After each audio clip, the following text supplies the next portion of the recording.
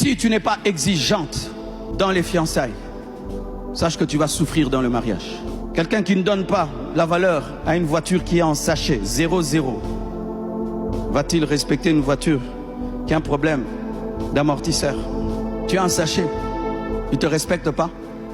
Quand tu auras un problème de prise d'air, il va te respecter. Tu as une voiture 0,0, il ne te respecte pas.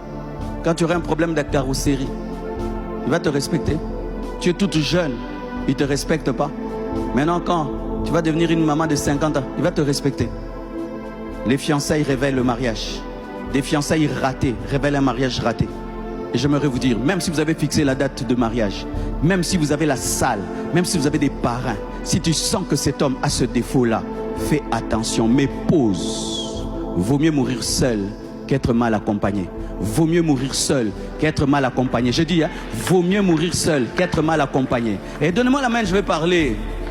Le problème aujourd'hui, c'est que les mariages sont mis sur Instagram, sur Facebook et sur les réseaux sociaux. Et maintenant, c'est devenu une compétition. Les gens ne se marient plus parce qu'ils ont trouvé l'amour, mais se marient pour prouver avoir des lol et des likes et des abonnés. Ok, tu auras les lol, tu auras les abonnés, tu auras les commentaires. Mais est-ce que ce sont les commentaires qui vont vivre avec toi et qui vont supporter ce caractère-là? Vous pouvez avoir un mariage en rose, en bleu, en jaune, au bord de l'eau, au bord de la plage, et après tu souffres. Vaut mieux un petit mariage dans l'église là, toutes 3 personnes, mais il t'aime, il est sérieux, c'est un responsable, même s'il n'y a pas eu de belles photos, même s'il n'y a pas eu de caméras, mais tu es heureuse.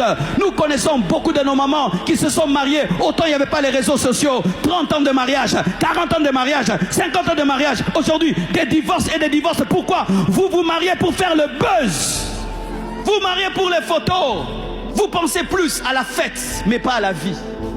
Vous pensez plus aux vêtements, mais pas au caractère. Vous pensez plus à la voiture, mais pas à la plénitude de l'esprit. Vous pensez plus aux filles d'honneur, mais pas à une vraie relation. Faites attention, chères femmes. Et j'aimerais vous dire que vous avez de la valeur. Tu n'as pas à battre un record. Tu n'es pas en course avec quelqu'un. Chacun sa vie, chacun sa destinée. Certains vont se marier à l'âge de 25 ans, d'autres à 30 ans, d'autres à 40 ans, 50 ans. Pourvu de trouver l'homme que Dieu t'a choisi.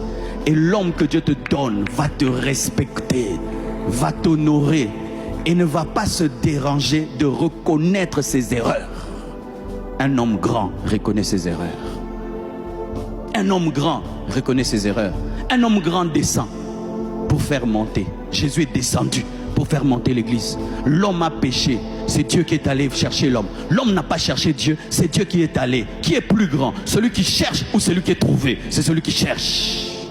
C'est celui qui résout le problème et qui amène la paix qui est le plus grand.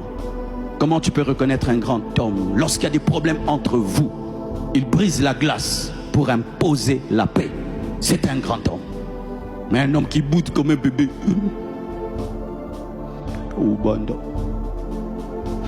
il a tort, hein?